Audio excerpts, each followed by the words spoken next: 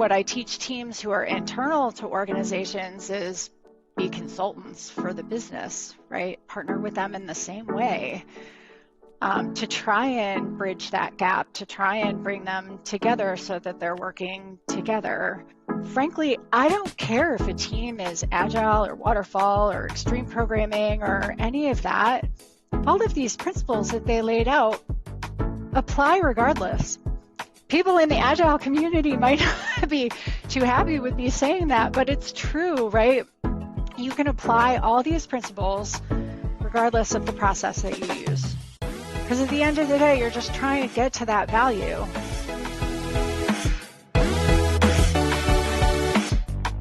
Welcome to the Forward Slash, where we lean into the future of IT. I'm your host, Aaron Chesney, with my beautiful co-host, James Carmen. And today we have with us Tracy Beeson. I didn't mispronounce that today. That one's a hard one to mispronounce, so that was kind of a softball pitch. Tracy has worked on or with Agile teams since 2002. She started her career in software as QA and has worked in consumer experience, business analysis, and project management. She has an undergrad degree in computer science, an MBA, and is currently working as the Director of Transformation at Health Alliance Plan, or HAP, or HAP. I think we always used to call it HAP. So, HAP. Yep. Tell me you have a newsletter that says the happenings or something. There has to be some cutesy thing there. I don't think so. Well, not that I'm aware of. Welcome, Tracy. And so today we're going to be talking about, we're going to be talking about not talking about Agile. Which reminds me, I used to be really good at agility, but there was always this one border collie I couldn't beat on the course. So I had to retire without ever beating that one border collie. It was the weave poles. I couldn't navigate the weave poles fast enough. They're really good. I couldn't twist my spine like that border collie could. They're like a snake. Those border collie. So anyways, welcome, Tracy. And so how are we not going to talk about Agile? Well, I mean, I think maybe let's take a step back. So we met Tracy, one of our folks, actually our producer, our editor, went to a conference, and Tracy gave a talk about, stop saying Agile, something along those lines. And I was like, wow, I need to hear this whole thing. I wasn't at the conference, unfortunately, but I was like, I want to hear all about this. So that's why I invited Tracy on to talk about that. I think I was in that section too, as well, because I went to the same conference. Okay. Oh, you were. And I think that was one of the lectures I went to, because I was like, oh, that's interesting. Yeah. So it all began because, quite frankly, I had been watching my LinkedIn feed, and I kept seeing all of these questions that people would post to the Agile forums, and they were valid questions, like, how do you do this, or what's the goal here? And then 50 people or more would chime in of, well, you need to do this in your Scrum process, or you're doing this part of the process incorrectly, and it was just this roll of all these debates around process. And I have to admit, when I decided to write a presentation to speak at the Agile and Beyond conference, I sort of was reading that and said, we need to stop talking about Agile. And that's where this all began, because we get so caught up in the mechanics of the process, we forget the whole point of what we're trying to do in the first place. So that's really the gist of the presentation and where it came from. I'll fully admit that during the conference, I went to about 3 other presentations that were all saying similar things. And so I was rewriting the presentation in real time, to kind of piggyback off of what others were also saying. Well, and your talk was one of the few that wasn't based on AI, trying to replace developers. So that Yeah, was it was a nice refreshing change to that. So I caught a couple sections like that weren't focused because that was when the big scare of AI replacing all the yep. developers was going on. So hearing about this was a good topic. Um so with this, like, what's the focus of not trying to talk about agile? Yeah, so it's really I describe it as we got to get back to the basics for why this whole movement came about in the first place. Um, and so I really, when I coach teams and talk to organizations about Agile, one of the first things that I often do is say, have you read the manifesto? Right? Because nowhere in the manifesto does it say, thou shalt have ceremonies, right? You need to have planning every 2 weeks or whatever it is. The manifesto is trying to build the best way to describe it is a way of thinking, right, into the system. And if you really look at it and really read the words that they have listed, it's not about process at all. In fact, you could apply, and I've been having these conversations with my employees lately, my coaches in particular. You could apply the teachings from the Agile Manifesto to any process that you choose to do. It's just good practice for building software. And so I think we have a bit of a brand issue, if you will, when it comes to Agile. We've build it as a magic solution that will fix everything. It will deliver faster. It will deliver better, right? It'll meet user needs, all those things that businesses want to hear, and in particular, managers want to hear because that's what they're being held accountable for. And in reality, it's not the process that will get you there. It, it, the process is important. I don't want to, I don't want anybody to walk away from this podcast and say, Tracy said, you know, forget process, because that's not at all what I'm saying.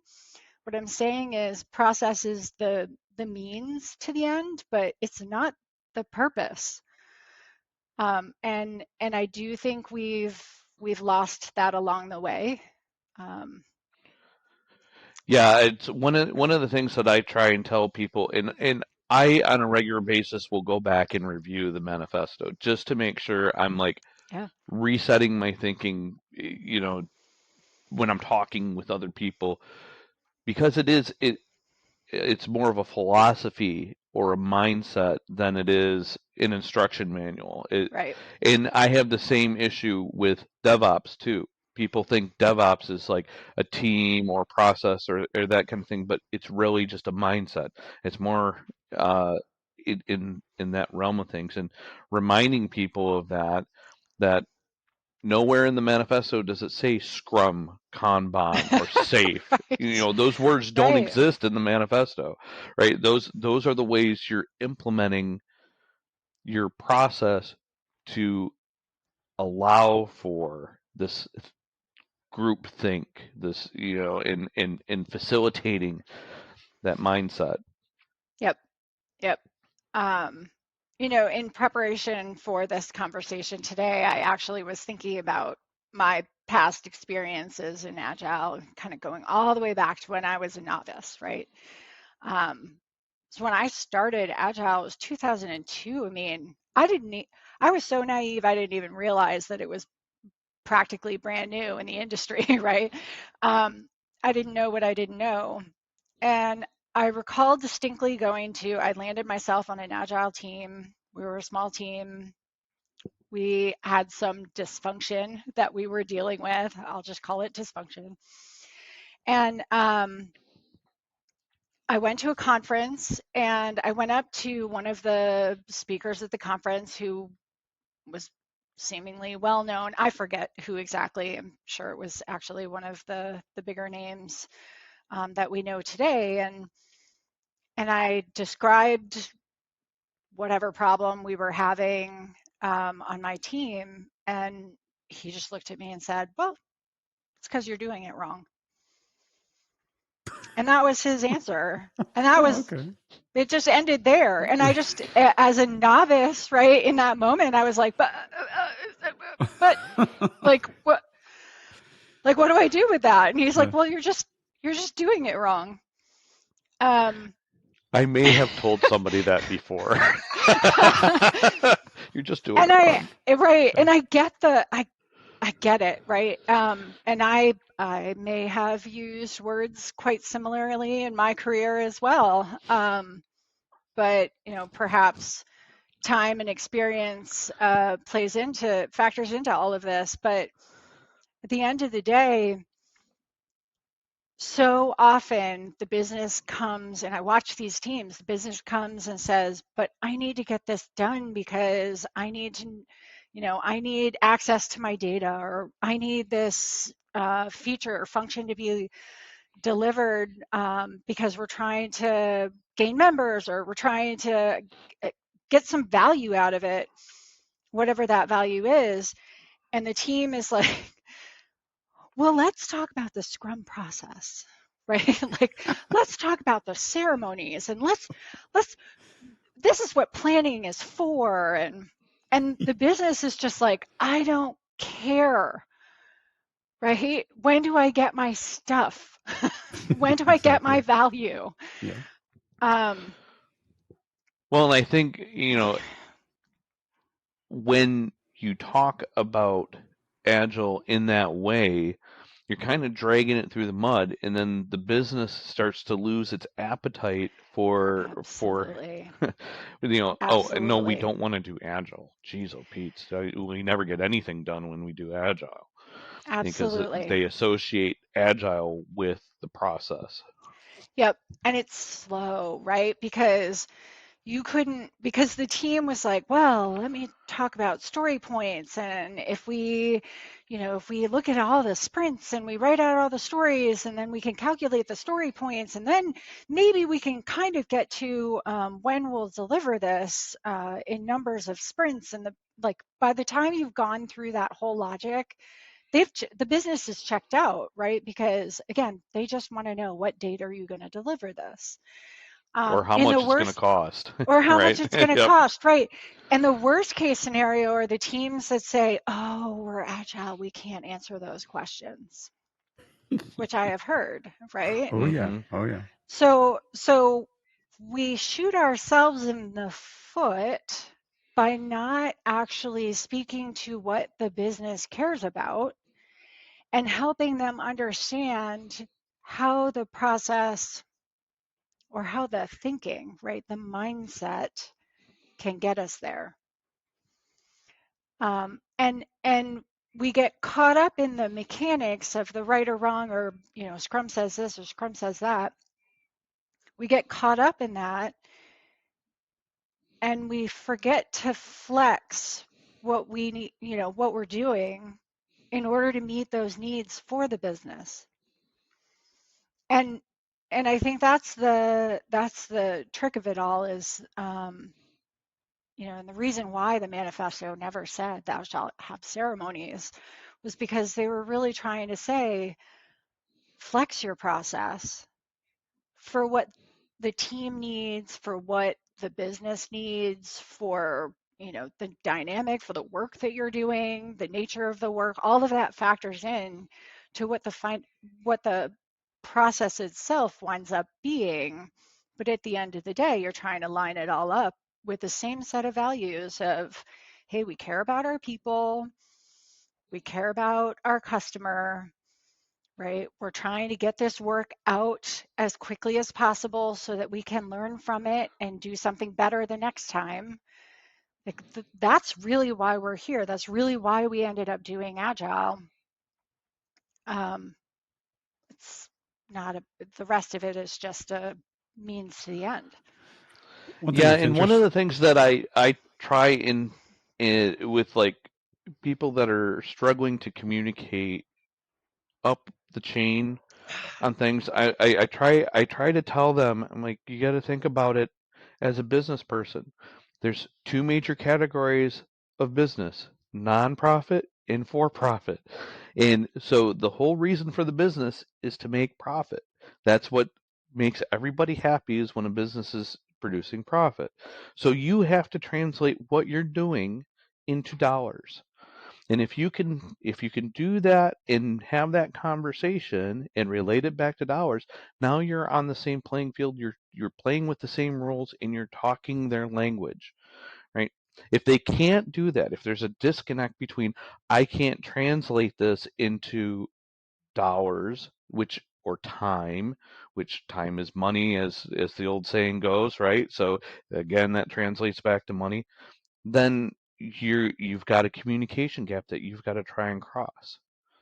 Yeah, so I've seen a lot of teams where the engineers will say, I don't want to care, I don't want to think about all of that. Just tell me what to do and I'll do it, right?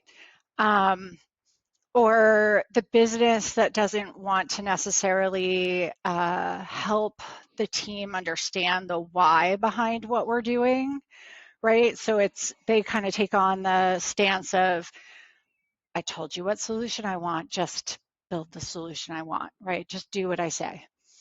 And while I can appreciate both of those sentiments, what it actually is doing is undercutting the team's ability to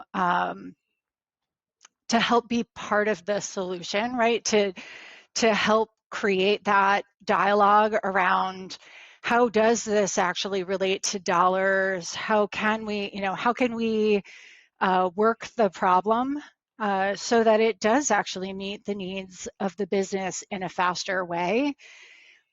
Which again, going back to the principles of Agile, that's what they were trying to get at. That's what they were trying to teach us to do, was to dare to have those conversations and not do this as a top down, just do what I say. Okay, I'll just shut up and do what you say.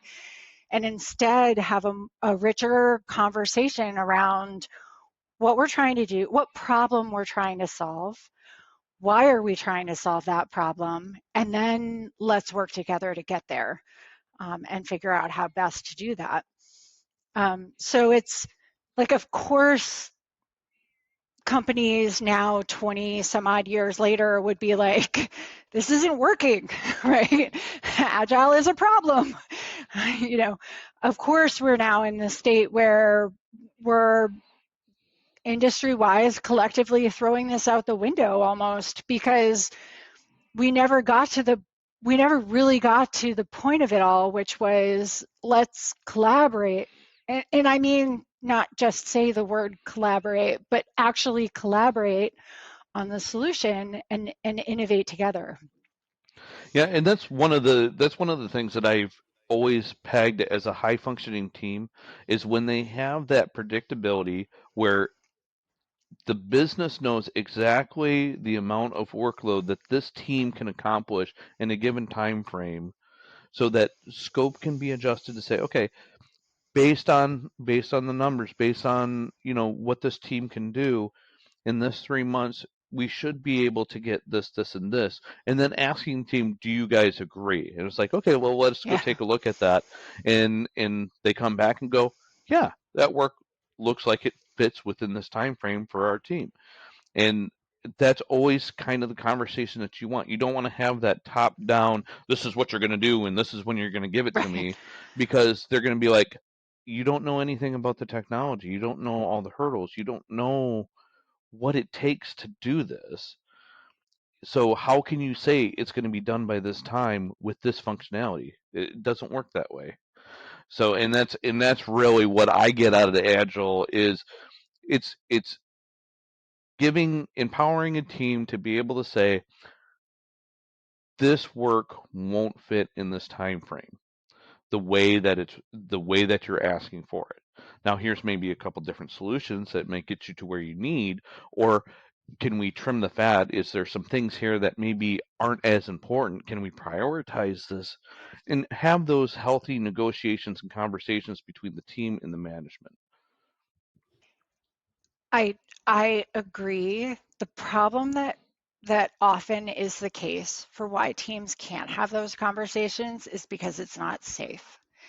And uh, I mean, people don't like hearing that because, oh, of course my organization is a safe place. Of course they can tell me, and managers will say all the right words and they intend all the right things, but that doesn't actually make it true, right? So the minute you have any hint, any hint from the business or the top of the organization that if the team were to push back and say, we can't get all of this done, that's when the trust and the ability to have those effective conversations goes away almost immediately, right? And so it becomes uh, the soft skill, the people issue that nobody wants to talk about.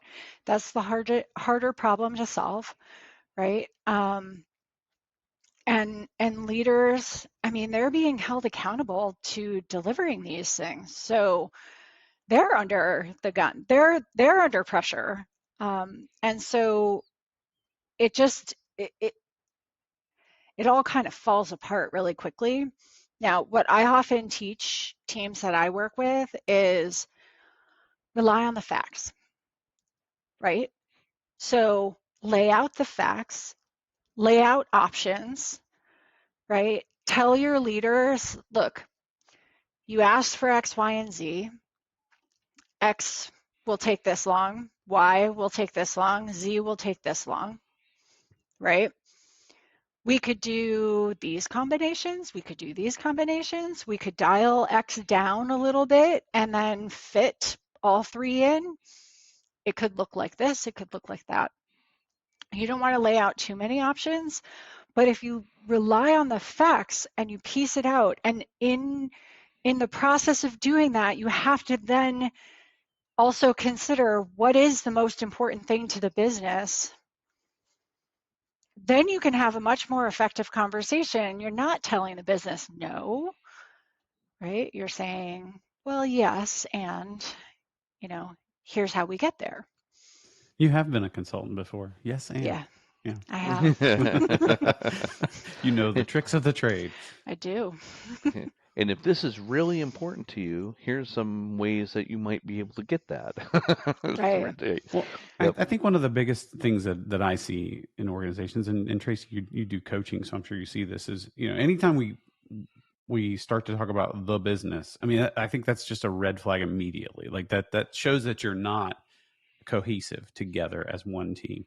And I know we've talked about the manifesto, but the very first thing is individuals and interactions over processes and tools. Like the very first thing they say is like it's important to collaborate, as you were saying, Right. collaborate with each other, interact with each other, individuals and interactions over the processes and tools. But we come in from the process side all the time. It's like, well, but did you have your daily stand up? Did you do your planning meeting? Did you do, like we get very litigious about it.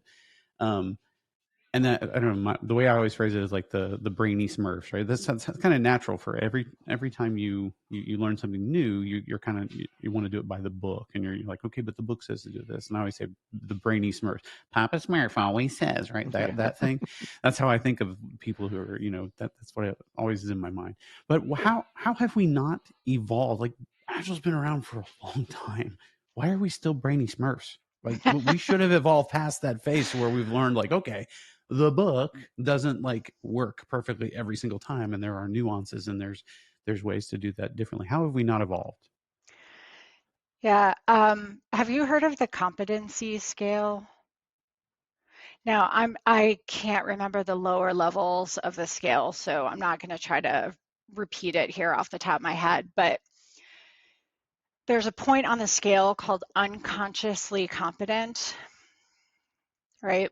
So the idea of the scale is like when you're learning, you don't know what you don't know, right? In the beginning, you don't know what you don't know.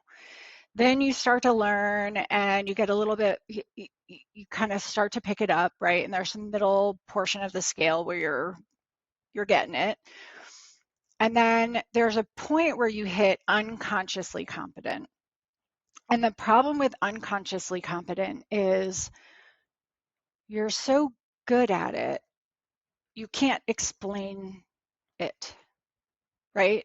Uh-huh. You can't bring it into your consciousness to explain what you mean. And I've thought about this a lot, and I do think collectively we are possibly at unconscious competence, in that those who have been doing this, those of us who've been doing this for 20 plus years, we get it. We see the problems in our head. We know what we're trying to do with these organizations or teams when we're working with them.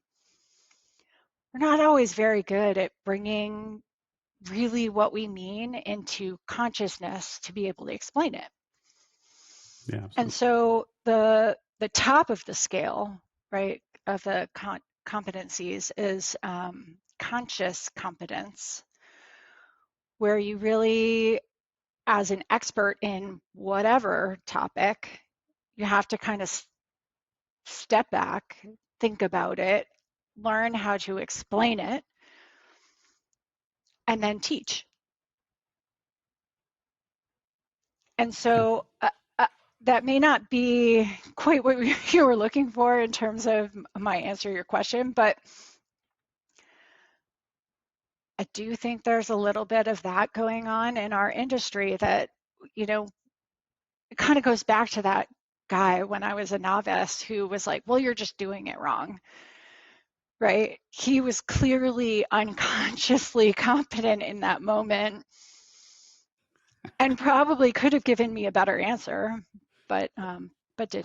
Or maybe he couldn't. Maybe he Or was maybe he good couldn't, at doing it and right? didn't know how to tell you how to do it, but he still was Yep. just doing it wrong. Yep. And he could have been at a different point in time in the scale. And I just, as a novice, assumed that he knew or must know. Um, I have a guess who that was. I'll run that by you. yeah. I think I know who that might be. But I think that's an interesting concept. I mean, you think about, like, I was just trying to think what would be a good analogy. Like, if you tried to describe to someone how to, like, the very specific things you do while you're driving a car, right? Like, most of us, the layperson, probably can't do that. But somebody who's a driving instructor who does it for a living, they probably do know. Oh, hand over hand. Like, you're explaining very, very meticulously how you go about doing these maneuvers and everything. But we wouldn't be able to do it. We can do it, but we can't tell you how we do it. It's interesting.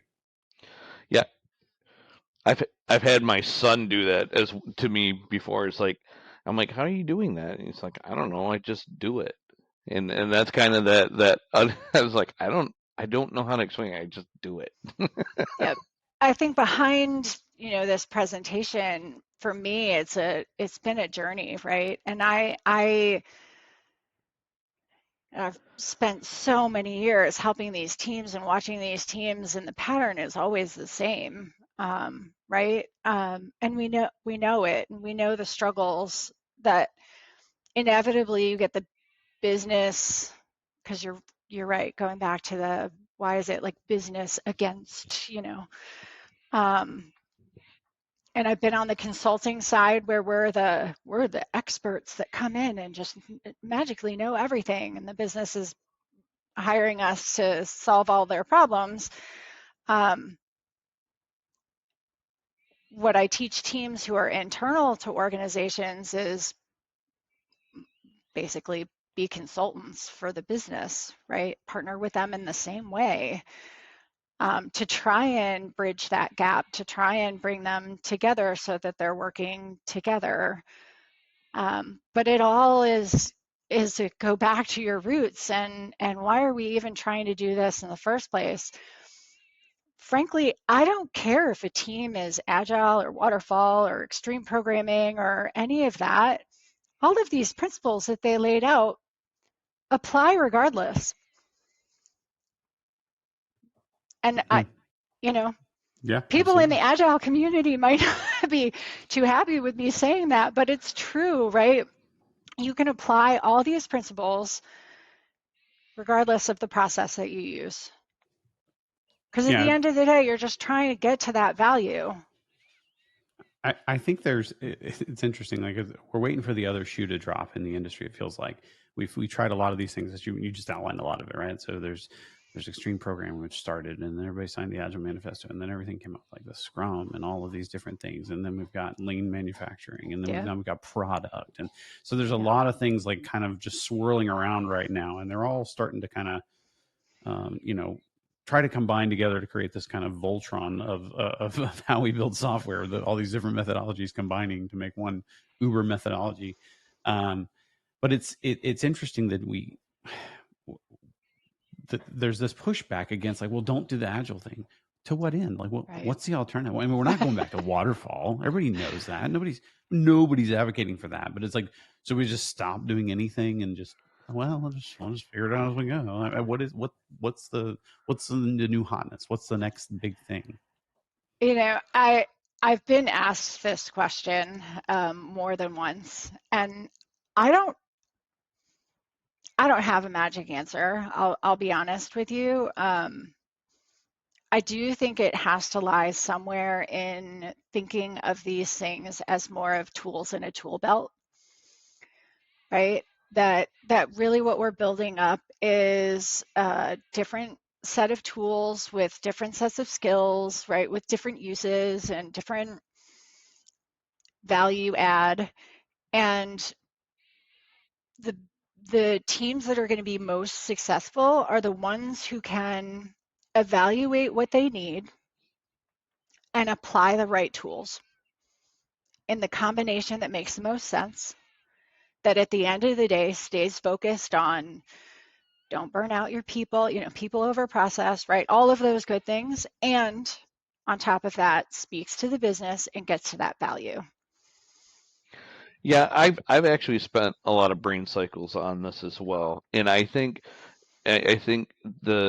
you both have said this about that disconnect between business and developers, and I think the next thing is going to be something that promotes that like one world kind of vision of we are all on the same team and we all work together to get something done. It's like the global economy of development, right?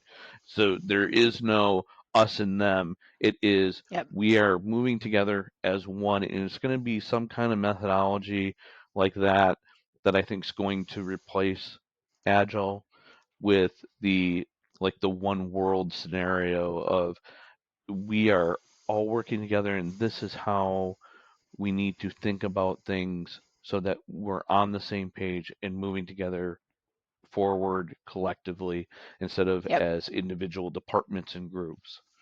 Right. If you think about it, the industry moves so fast, right? Technology is changing faster than we can blink. On top of that, companies that are trying to employ tech solutions, they can't just, it's not a world where you can just do it once and then let that thing live for 30 years, right?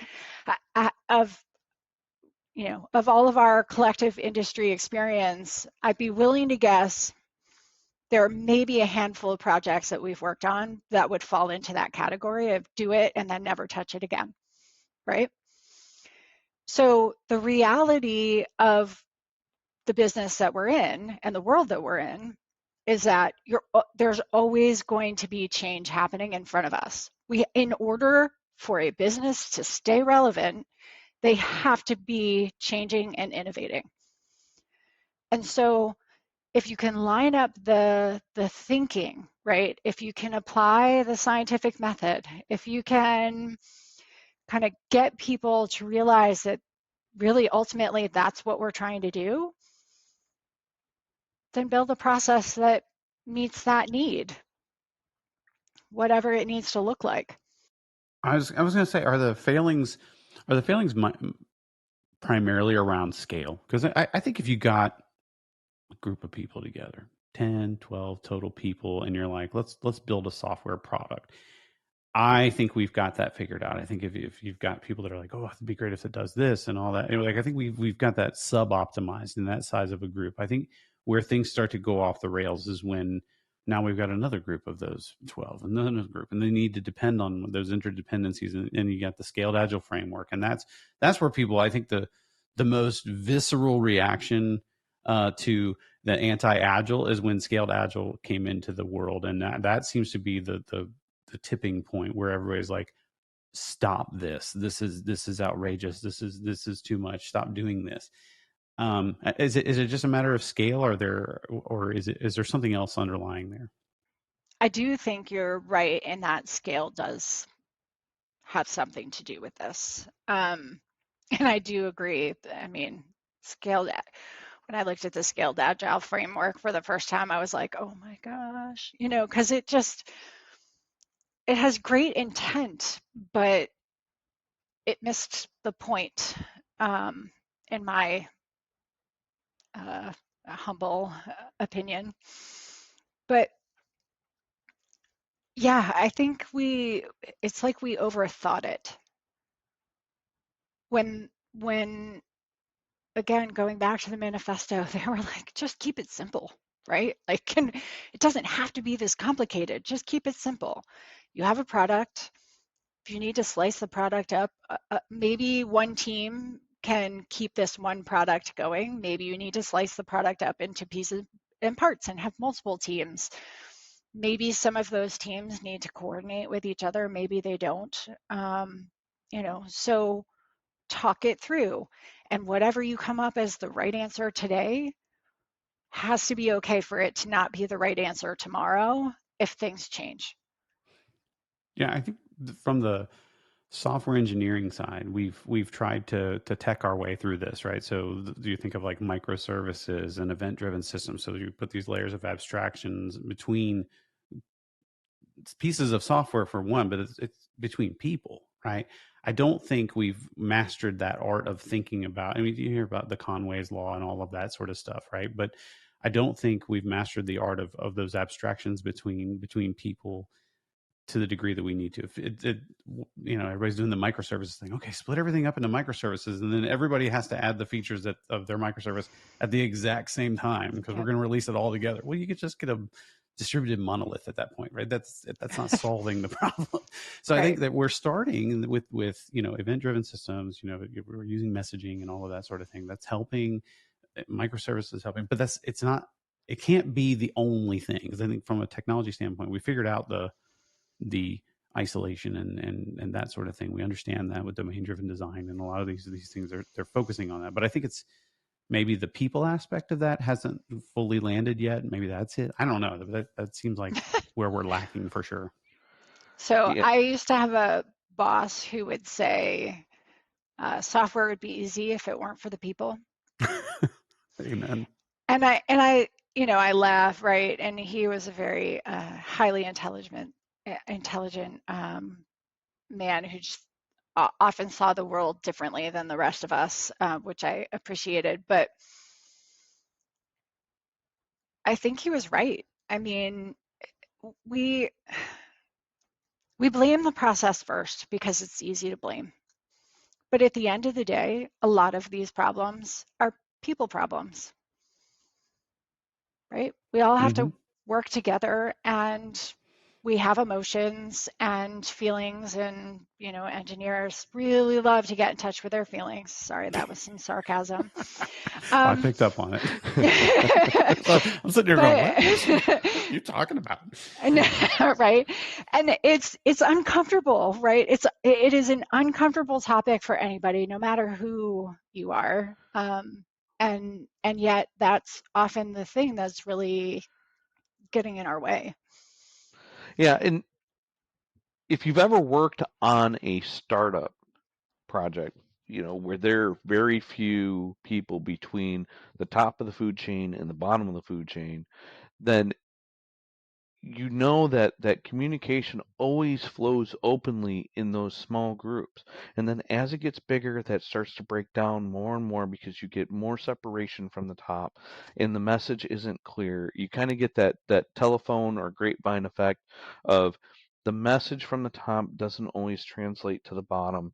And if in it breaks down, and so then when you get into like the massive enterprise companies, like your blue chip companies, there's so much distance from from what the strategic goals of the company are to the individual developer, is that it's almost just like you're getting a list of instructions and you have Yep. no idea how it plugs in to the the goals of the company as a whole. And I think that's where the issue of scale comes in, is that separation from, the top down in the size of the company. And one of the things, it was, I don't know if it was like a movement or it was just like this one company's philosophy or something like that, but the idea of having startups within your enterprise, right? Yes. Yeah, I am fond of this idea.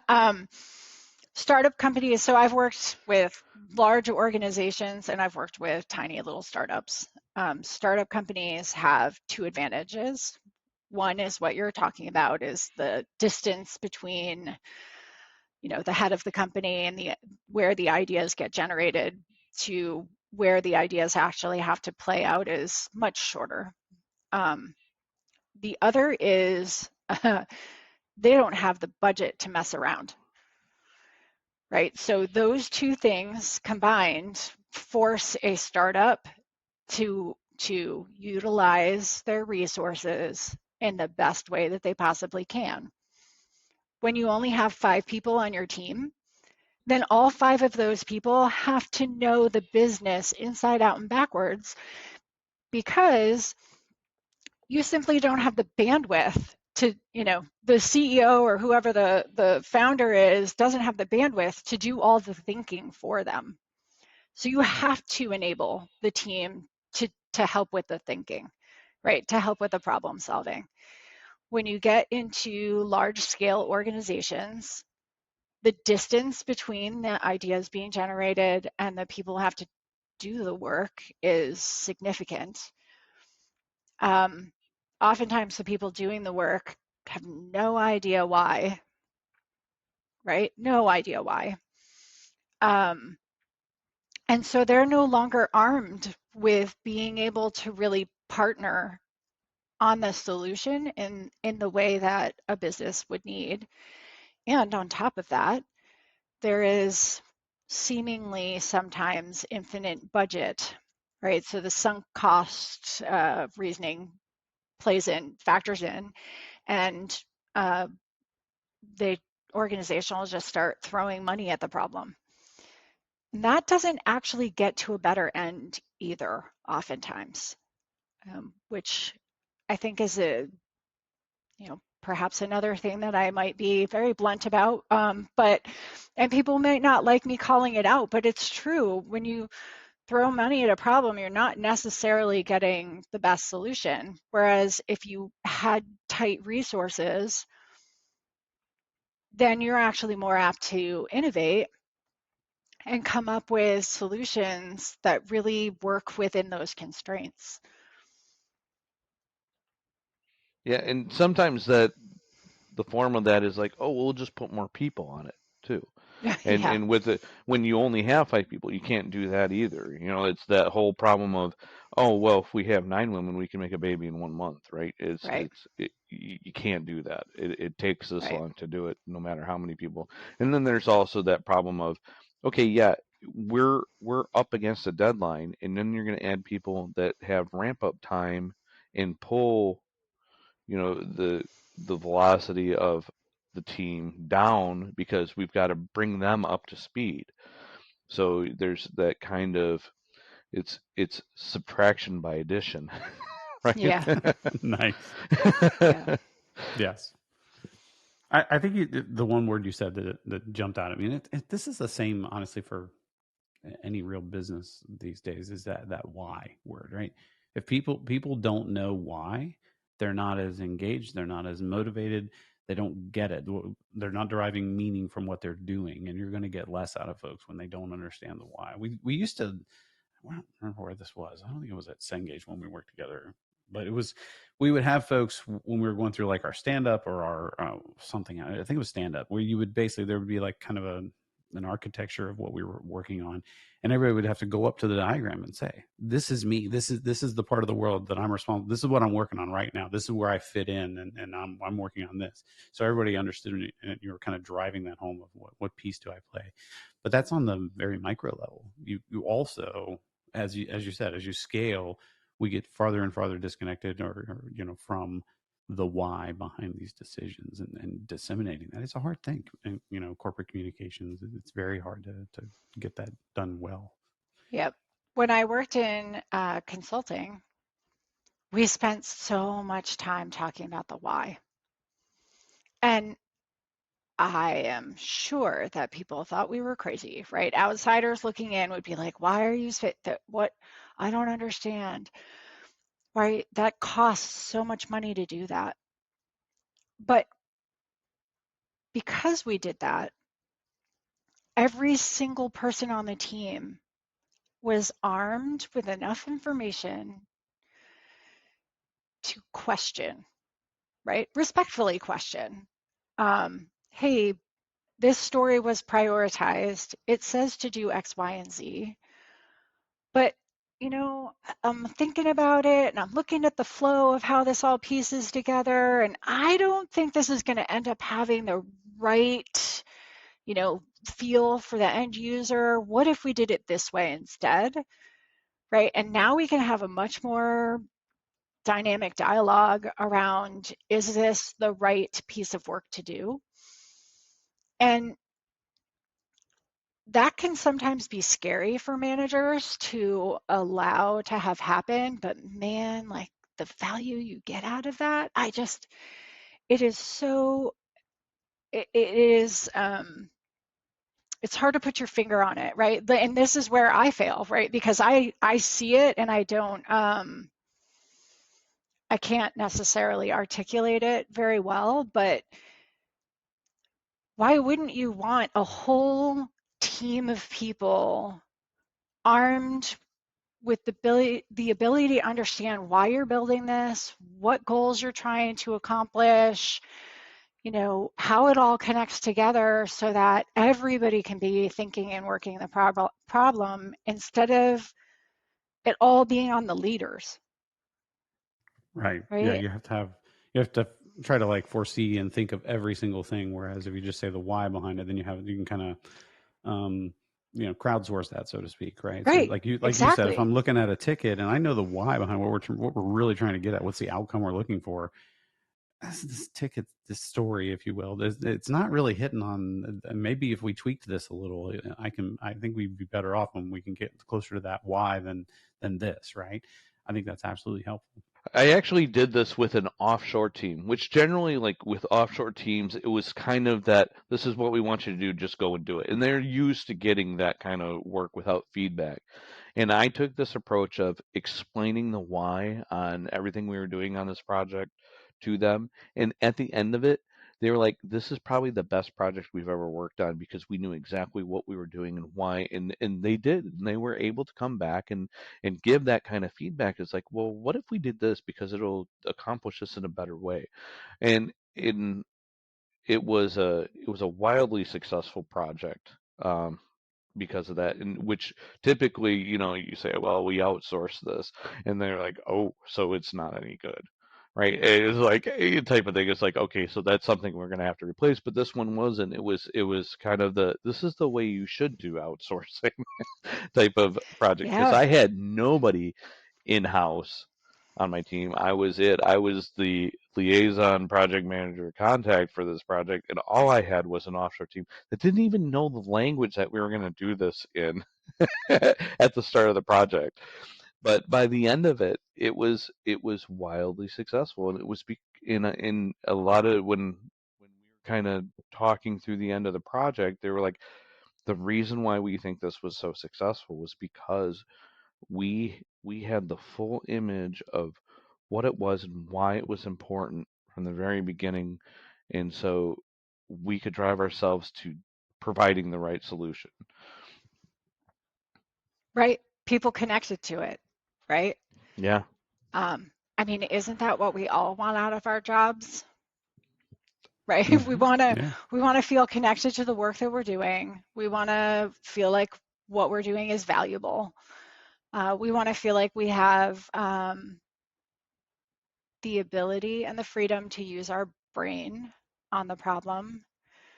Um, it, you know, we read all the things. No, we know that it's not money that keep people in their jobs, it's connection to the work that they're doing. So we know this, and we don't spend the time to do it. Um, I talk a lot about to teams about storytelling, right? Storytelling is a great way to get teams to talk about the why without really talking about the why. Right? So you ask the business, come in and walk us through the problem that you're trying to solve, right? Tell the story of what this means to an end user. Tell the story of, I don't know, I'll pick on a call center application if it's internal, right? So this person calls in, they're mad, tell the story about all of that to the team so that the team can then have a greater understanding and context of who they're building this for, what the purpose is. Um, and then you will have armed everybody to help find the right solution. And you'll get belief behind it too. Yeah. Like they'll believe in the product that they're building beyond just doing a set of instructions or working to a requirement. They'll actually believe in it and want it to succeed. So they may even go the extra mile to do something with it. I've worked on a couple projects like that where there was a belief in the motivation for doing the product, and we all kind of got behind it and pushed it forward, even to a fault where maybe we shouldn't have. Sometimes those things, Yes. they need to die on the vine because it was not kind of the right direction for the time, or we push a little too hard to get it up because we believed in it so much. But yeah, having that story is very powerful. And speaking of stories, do you have any stories from the trenches of like maybe a good and a bad, maybe a rose and a thorn type story of how some of this worked and didn't work? Um, so I'll start with a rose. Eh, uh, I'll relate it to you cracked a joke at the start of this about dog agility. I actually worked on a project for a company that runs dog agility program. And I won't get into the details of her story, but suffice to say, she needed us to rebuild her application. And she was a single woman running this business, and she was caught between a rock and a hard place.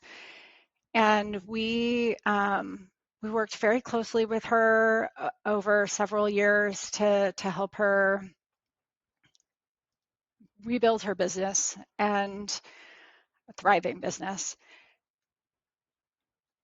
And did it look agile? No. We broke a lot of the rules, but it met her needs, right? And we all knew why we were doing it, and we were all connected to the work that we were doing. It was a very small team. It was maybe 4 or 5 of us at any given time working on this project. And I would say, that's we were all happy doing the work. We were all, we worked well with the client. All the values that are listed in the manifesto were at play, even though it didn't mechanically look the way somebody says it should look. So you mean like the ceremonies by the The book and ceremonies, yeah, the processes, yeah. right? Planning, story card writing, none of it really matched what should be, right? What somebody would say is the right way to do it. And yet it was a very successful project, and the client was very happy. And so I would say, in terms of teams, dare to work the problem of how you build your process, and in the same way as working the problem for delivering value for the business. Make it fit your needs. Okay, now how about the thorn? The thorn. I love the thorn sometimes. Every other project. Yeah. Yeah. The team that I worked with when I was a consultant that had the directive to be 80% agile by the year, whatever year it was. And really the way that played out was to be agile for agile's sake. I was particularly brought in as a consultant to help with the quality assurance team because they were trying to figure out what does this mean for them. And it was so funny. I mean, we go into stand-ups and they'd be walking through the mechanics of it, and then they'd all look at each other, and then they'd look at us and they'd say, why are we doing this? Right? Yep. Mm-hmm. And I remember very, very clearly the day. Well, two things. One is in that stand up, I was like, how about we try stand up again and do it this way instead? And when they did that, they were all like, oh, that's what we're supposed to be getting out of this, right? Because I bothered to explain to them what the purpose of stand up was, because they were just told to do stand up. There was a moment in this consulting gig where we were, we had done all these observations. We had been trying to kind of figure out what wasn't quite working. How do we help them? And I was talking to the leaders and I blurted out, because you want your people to think, like you're telling your people to stop thinking and just do. And the whole point of Agile is to get them to think and to actually leverage the fact that you have hired an army, because this organization was huge. You have hired an army of really smart people, and all you're doing is telling them to turn off their brains, stop thinking, and just do. And instead, the whole point of Agile is to ask them to think again. So those two things are completely at odds with each other right now. Oh yeah. That's why you have to install the revolving door at the front of the building, is because you're going to end up rotating people a lot when you have that kind of mentality. And the reason why engineers gravitated towards Agile was because they wanted to think, right? I mean, all of us, the reason why we want that, why we prefer to work under that process is because there might be the hope of us being able to use our brains and applying it to the problems and feel valuable from that. I think we've broken a few people along the way too, though, because I have had folks that are like, I just tell me what you want me to code.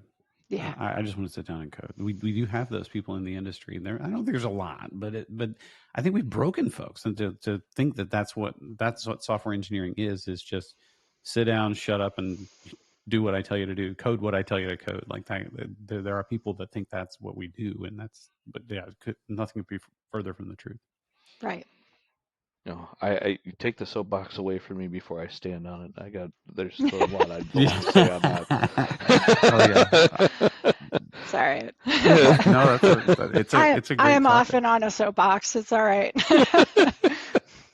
All right, we came up with an idea. So one of my favorite answer to somebody as a consultant, we often interact with clients and asking them about their environment. What are they up to? And so, do you guys kind of follow a more agile, or would you say you're more on the waterfall side? And the answer was, this one client was like, "Oh yeah, we're agile. We do stuff real fast." That was their answer. They said, "Oh yeah, we do stuff real fast here." That was my favorite answer of I don't think you get it yet. Yeah. Any of those from you guys?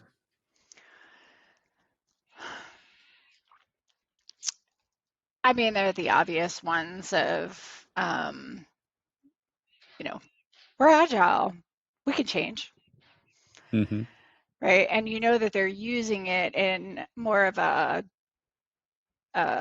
negative stance of like change for change's sake. Mm-hmm. Um, um, yeah, I'm sure I could think of a few others that fall into that category too. Aaron, what's your favorite? It, I think it was like, a big scope change. It was like, I thought we were agile. Yep. And I'm like, you just can't come in and change everything and expect us to pivot on that without response and delivered to the same date. That was the thing. Oh, I'm going to change all this, but we're not changing the date. And I'm like, you just added like 30% more work. Yeah, we got to change the date. It was like, oh, I thought we were agile. That's not what it means. Right. Oy. Yeah, those misperceptions are very interesting for sure. So I think at this point, what advice would you give as like, to kind of put a bow on this? What message do you want people to walk away with to move forward in the community? Read the manifesto often, um, and be pragmatic, Mm. right? Don't get caught up in should or shouldn't or, what's right or wrong or any of that. Just take a pragmatic approach. I'm going to do a book plug here for I say, the the Pragmatic pragmatic. Programmer. We hand that book to everybody that walks in the door. Celebrity. We're I always say we have an onboarding program we call Calibrate, and that's one of the things I say: be pragmatic, not dogmatic. Like that's probably one of the best bits of advice I love. Yeah. So Andrew Hunt and David Thomas are the authors. So those sound familiar. Take that to your Amazon. Get yourself a copy. Oh, and by the way, those are two names on the Agile Manifesto. By the way, those are two of the names. Yeah. That's the signatories. It's funny. Every time I join a new team, inevitably there's somebody who edges up to the question of, are you going to be dogmatic with us? And you can see the fear, and you can see them like they find like some sideways way of asking it, because they're afraid that I'm going to just swoop in as a coach and suddenly tell them that they're doing everything incorrectly and change their whole world for the just because. And I can catch it every time. And now I'm like, I'm not going to be that person. Don't worry. You know what I mean? And I just call it out because I have no interest in shoving process down your throat just for the sake of it. It's not fun for me. It's not fun for you. So I find that really telling when I join teams, and that's the pattern I'm seeing. If ever there was a slogan for the software engineering industry, at least from the software engineer perspective, "You ain't the boss of me," would be that. I think that would be, all of them would wear that T-shirt. They don't like to be told what to do. Yeah. Software engineers don't. I mean, they're really smart people. They tend to know if you just ask them. Or they'll figure it out. Yeah. Yep. All right. Well, that was great conversation. Thank you, Tracy. We want to move on to our next segment, which is our Ship It or Skip It. Ship or skip, ship or skip. Everybody, we got to tell us if you ship or skip. So now we come to the part of our show called Ship It or Skip It, where James and I ask our guests to give their opinions on trends in the technology industry and if they ship it or keep it around or skip it and just get rid of it. So, James, our first topic is So I came up with a couple. One was there's and it's been around a while, but the whole kind of a movement in the agile world of zero estimates, no estimating whatsoever. Stop doing the estimates. Where are you on that? What do you think about that world? Skip it. Okay, say more words. more words. Look, I don't, teams shouldn't get hung up on estimates because they really are just estimates. But zero estimates negates the fact that the business really does need to know when something is going to be delivered. And so how else are you going to answer that question? Mm-hmm. What So about you, Aaron? I'm an asterisk on this one. I say ship it, but you have to have either like a good refinement or planning process in place to ensure that stories are like sized. Because if you're not doing points, you have to go by story count. And so Mm, if all stories are not created equal and you don't have a story velocity, then you need to have story points in there. So with the right tooling in place, and I've seen teams do this where they can go by story count, um, then it could be a ship it. But you have to have a very mature team that knows how to work the requirements in a way that they're predictable in their delivery.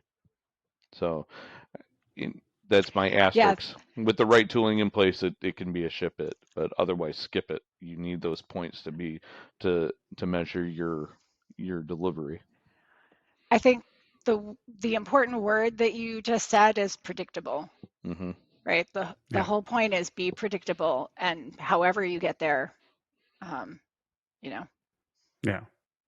I've works. seen, and I think I've seen either counting stories, which is effectively the same thing, or I've seen another team that basically did a kind of an empirical look at it, and they were like, well, our average story size is like with very little standard deviation, blah blah blah blah blah, over a period of time is 5 points.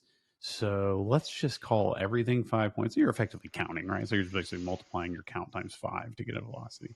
I think the bigger issue is, what is it when a measurement becomes the goal? That's the whole problem with Yeah, that velocity stuff. It's like, well, you didn't get as many points this time. What's wrong with you? No, this isn't wrong with it. Some, we had production or whatever. There's those whenever you try to blend in things like, okay, well, let's add in a point per day for going to lunch and all that. Like, it's not a timekeeping mechanism. You're just masking the issues when you do that. You try to blend it and make it a nice blended curve. That always messes everything up, and it doesn't achieve what you're looking for. So I always tell management that to expect a sine wave type of velocity out of a team because it's going to ebb and flow like a sine wave, and you're going to have certain weeks that you're going to over deliver, and then you're going to have weeks where you under deliver. But in the end, it's going to average out to an average that over time, because if you think about projects, they're not like this is a 1 week project. It's usually months at a right. time.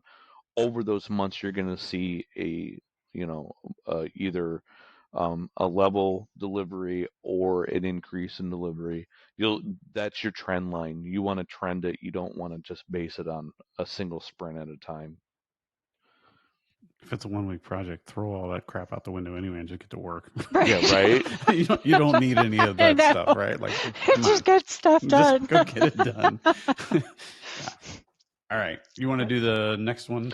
Sure. So our next one is, it kind of goes with this that we were just talking about, is measuring software developer productivity.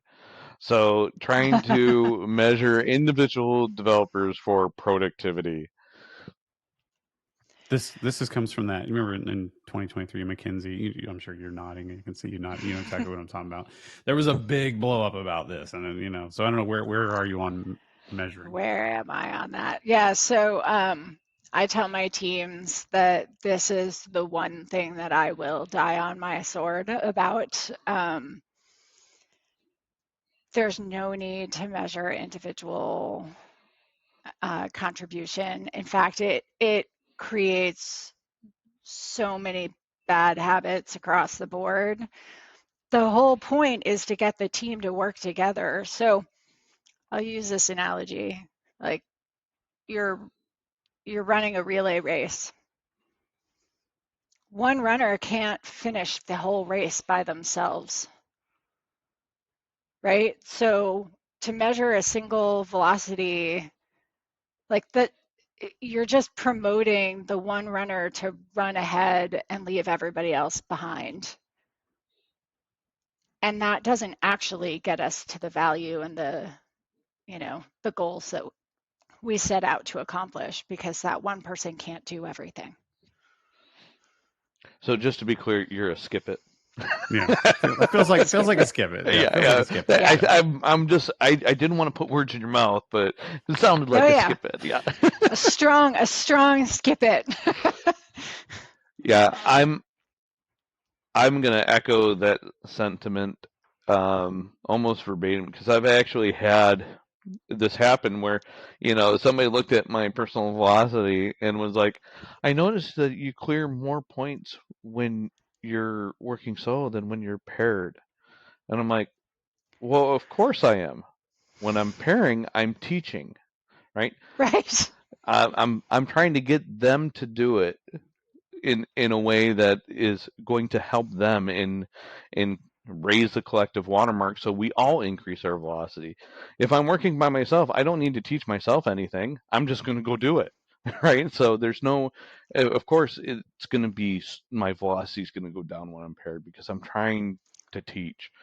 And Yep. it's like, oh yeah, that makes sense. So, and if you just go by the raw numbers, it's like, well, we can't have him paired because Right. he's wasted all this time and not doing work and blah blah blah. Right. Because the If numbers tell a different story. Yep. If I complete 5 of my own story points in a sprint, and then I also turned around and helped everybody else move their stories forward, right? Does that mean I only added 5 points of value? How many people helped you do those 5 too? Right. And others are Did- helping me. Yeah, exactly. So it just it's just a useless number, because it fails every time to really tell the true story of what's happening on a team and what somebody's contribution to the team is. If you really want to know what somebody's contribution to the team is, ask the team. Mm. They already know. You We don't need data for that. we tried a concept on trying to capture this that we'd call lift and drag. Like, how did you provide lift to the team by, Mm. accelerating it, or how, what were the drags on the team? And it was one of these things, like, it was when we did our, well, the name just escaped me. Retro. We did our retro at the end of sprint. We would always try a different theme, and one of the ones that I always thought was kind of funny was, it was a boat retro, and you The had sailboat, anchors, yeah. and in, I don't remember, like gusts or something like that. Yep. So the things that moved you forward and helped you go Yep. forward were your gusts, and then your anchors were your drag items, and capturing those things. I always thought that was an interesting take, because those are the kinds of the things that really lead you to changing what you're doing as a team, to try to eliminate those anchors and get more gusts of wind behind your sails to actually move forward. So I thought that was good. So yeah, tracking individuals, hard skip it. Yeah, this one it is a tough one, because I get where they're coming from, where people are coming from. There needs to be some accountability, because what the business, what the pointy haired bosses here, when we developers say no no no no no, I don't want you measuring me. They hear, I don't want to be accountable to anything. I want to just be able to mess around and slough off and not do my job. I think the key to that, to empowering the team, like you all are saying, and measure the team as a whole, is where you have a good cohesive team where they do have that radical candor with one another. Because there are, let's just face it, there are people who don't do their job, but the team has to feel empowered enough to say, hey, Billy, what's going on? You're not coming to stand up every day. You're not, you're not, carrying your weight on the team. That I think they should be able to, vote somebody off the island themselves. The team should be able to say that you shouldn't be on our team anymore. What usually ends up happening, though, is Billy, we'll just use Billy as the example. If he's sloughing off, the other team just pitches in and overcomes the dead weight of Billy, and Billy just gets a free ride for a while. That's a lot. That's what you see a lot of times. And they don't feel empowered to go to Billy and say, hey, how can I help? What's going on with you right now, Billy? You were great for the last 6 months, and now there's a struggle. How can we help? How can we come alongside you? If you can build a team that is truly a team working together and with one another, absolutely, the team-based metrics work. Maybe we just need the reality TV diary room that everybody can go into, and and then the managers can review it. It's like, oh man, everybody hates Dr. Will for some reason. We might need to get rid of him. That's a good idea. Oh yeah, these are just for historical purposes. Nobody's reviewing these. It's just a way for you to vent and deal with the things that you have bottled up. Yeah. The camera doesn't even work. We promise. Yeah. Sure. It's just a mirror. There's nobody behind the mirror. Yeah. Exactly. All right. Do we have anything else for Ship It or Skip It today? I had a lot, but we're keeping Tracy here way too long already. So okay. I think we can. So we will move on to our final segment, the lightning round.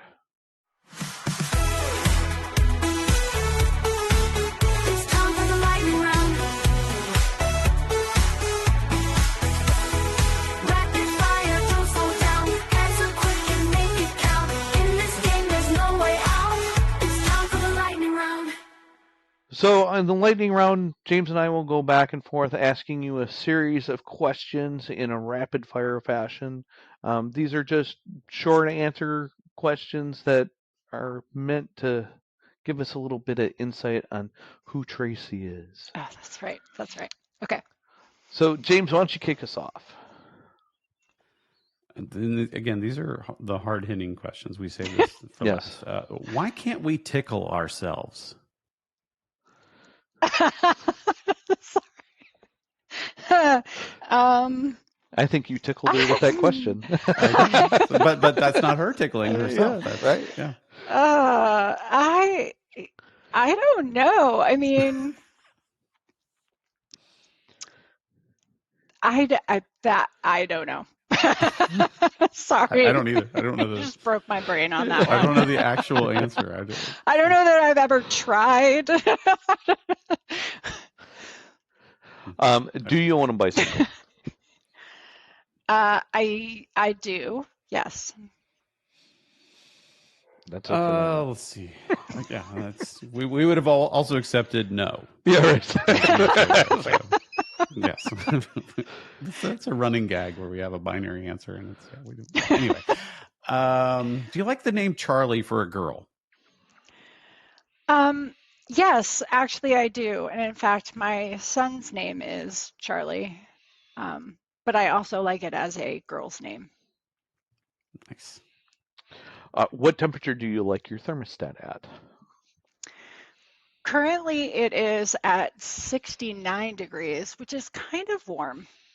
I feel like I would probably normally set it to 68.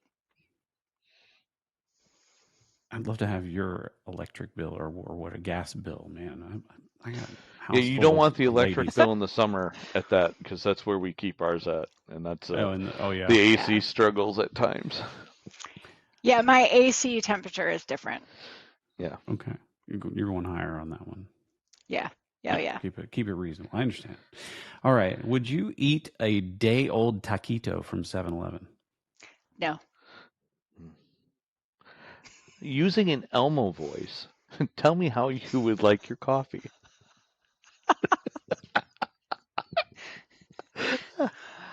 So my kids are too old. I don't even know what an Elmo voice is these days. I'm like way out of that. But I drink tea. That's mean. That's mean. You're mean, Aaron. So watered down is how you like your coffee. I suppose you could call it that. Oh gosh. Oh, all right. For journaling, do you like to use actual paper or computer? Paper. I am a Luddite at heart. I love it. A leadite. Oh, I gotta remember that one. I love that.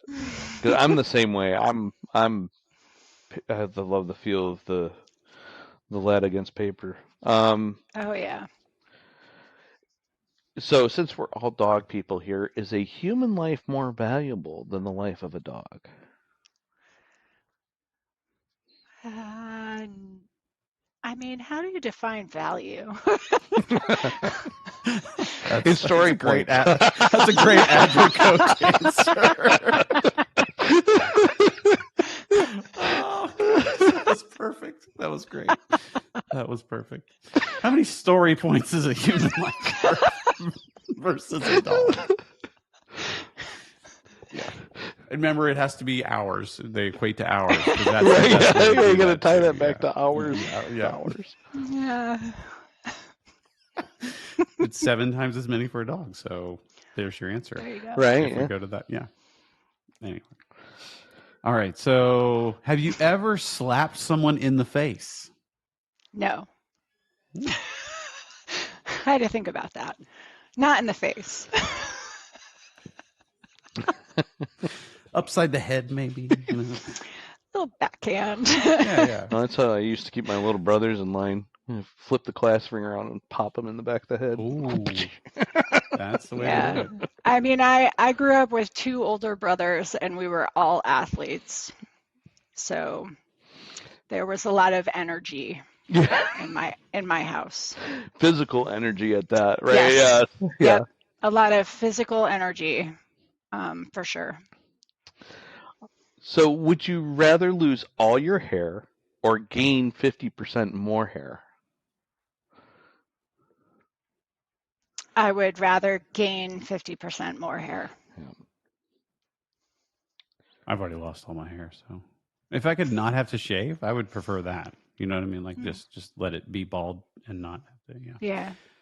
50% more hair, I would look like Bozo the clown. Would? Because I would have 50%. There are ways to contain hair. that. Yeah. There's products that would help with that. Yeah.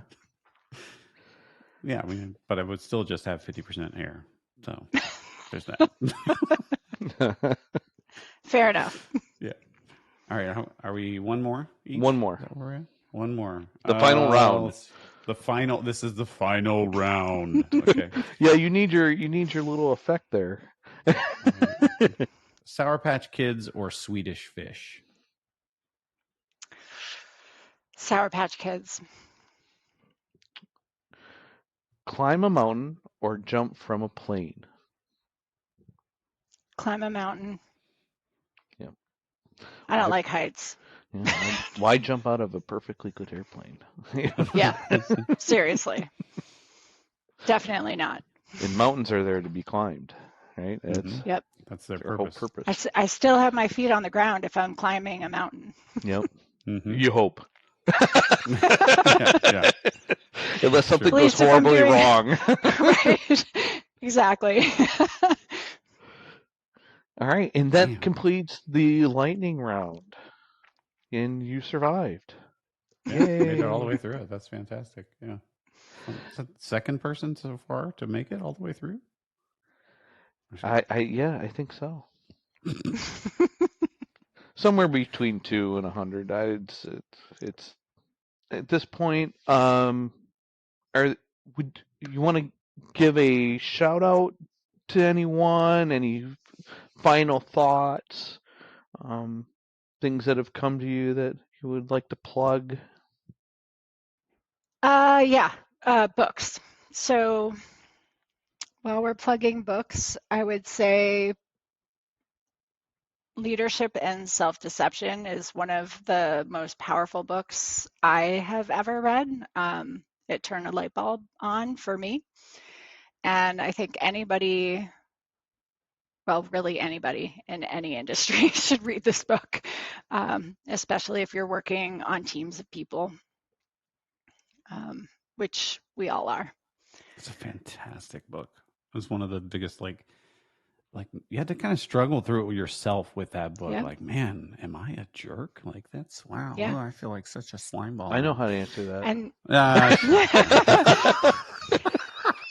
I mean, the reality is sometimes we are, right? yeah, I mean, unknowingly, I'm not, Yep, not on unknowingly. purpose. Yeah, no, it's a good book. All right, and All right. if you want to get a hold of Tracy, you can reach her on her LinkedIn at, I lost the, here it is, at linkedin.com in Tracy-Beeson, that's Beeson,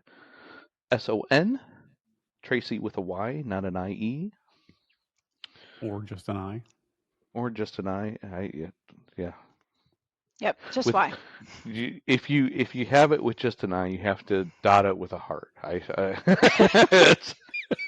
And it's not like TRAYSEE or anything. Yeah, like you know, it's it's the normal TRACY. Yeah, Just the keep normal it simple. spelling. Yeah, exactly. Keep it simple. Well, I'd like to thank Tracy for her time today in speaking with us about not speaking about Agile and what that means. And hopefully you have gleaned some information.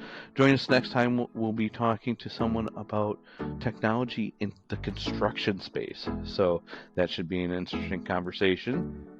Absolutely. I'd like to thank our listeners. Please subscribe, rate, and share the / with your friends. They might not be friends after you do, but let's hope they are. Wow. If you'd like to reach us at the / you can do so by email at the / at caliberty.com. I'd like to thank Tracy one more time, my beautiful co-host, James, and I am Aaron Chesney. Thank you, and stay curious.